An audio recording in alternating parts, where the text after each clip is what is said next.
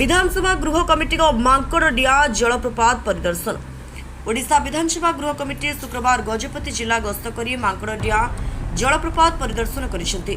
Committee अध्यक्ष तथा विधायक लक्ष्मण बाग नेतृत्व में कमिटी सदस्य थिबा विधायक गण अपराह्न गोटाए बेले चंद्रगिरी पहुंची सेठे जिला प्रशासन पक्षर स्वागत कर मांकड़डिया जलप्रपात परिदर्शन के जाइथिले। ଏହି पर्यटन स्थल प्राकृतिक सौंदर्य देखि खुशी व्यक्त करिसेंति कमिटी। यार विकास पई सरकार पदक्षेप नेउछंती। एथिपाई 2 कोटी 42 लाख टंका अनुदान प्रदान करा जायतिबा कहिसेंति कमिटी अध्यक्ष तथा विधायक लक्ष्मण बाग। एसहित महेन्द्रगढ़ पेट्रोल पंप निकट में चलता पोल निर्माण काम और माछघरा निकट में चलता पोल निर्माण काम अनुध्यान कर संतोष प्रकाश करिछि कमिटी एवं एही पोल कार्य यथाशीघ्र समाप्त हेबो बोली प्रकाश करिसेंति। एही कमिटी के मोहना विधायक दासरथी गमांग समेत 4 जन विधायक गण परिदर्शन करिसेंति एवं रायगढ़ ब्लॉक महेन्द्रगिरी कुंती मंदिर को मध्य संध्या समय परिदर्शन करथिले विधायक दल।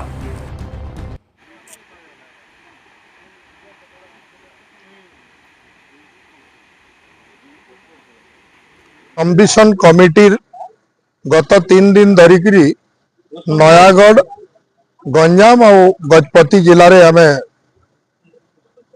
विभिन्न उन्नतिमूलक कार्य उपरे विजिट करूछु आ परिदर्शन कला परे आज पहुंचीछु आम आमर गजपति जिला आर उदयगिरी ब्लॉक रो आमर मांकड़डिया गाँव में गोटे सुंदर जल प्रकल्प अच्छी जहाँकि वाटरफॉल माने बहुत लोकंकर यातायात अच्छी यार उन्नति हेबा जमती सरकार अनेक टंका देइछंती माननीय मुख्यमंत्री आउ यार उन्नति केमती होची से विषय आमे बुझिलु से भली काम रो अनुध्यान कलु एवं ये अंचल रो विभिन्न काम उपरे आमे तदारक कलु। निश्चित भाव रे सरकार टू टंका आसुथिबा आ भल खर्च हेबा सेही कार्य पई आमे आसिकरी आज परिदर्शन करिकरी जाउछु यार प्रति विचार करिवो। सर आज को पर्यंत सर मंटा बातेरे जा कि नष्ट होई रही तो आज पर्यंत तार गुडे कोनो उदाहरण हेई पारनो तो यार मुख्य कारण कोन रही सर?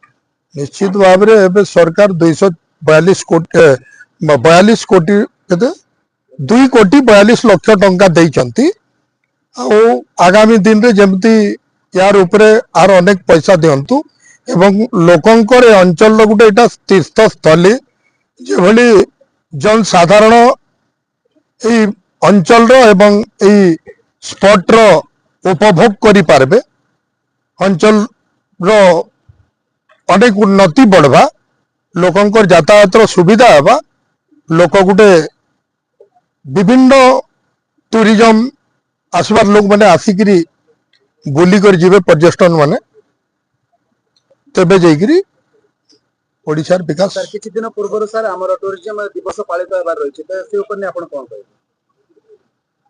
टूरिज्म दिवस पालित हेबा निश्चित भाव रे एमती जमती चाली आउची चालू तो धीरे धीरे कार्यटा बेग रे चली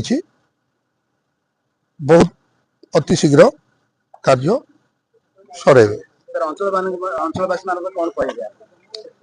मु धन्यवाद देवी अंचल रो बसवास करुवा समस्त जनसाधारण को जो माने शांति श्रृंखलार सहित अंचल रे निजर चाष एवं विभिन्न खेत करी किसान माने चलु चंती अंचल रे मका चाष बहुत करिछन हाउ जो भली मका चाष हेछि निश्चित भाव रे अंचल रे जो मका चाष को देखिकरी गोटे फैक्ट्री भी तैयार हेबार कथा ए अंचल रो चाषी माने उपकृत हेबे। गजपति जिला को संतोष कुमार पाल को रिपोर्ट टाइम्स ओडिया।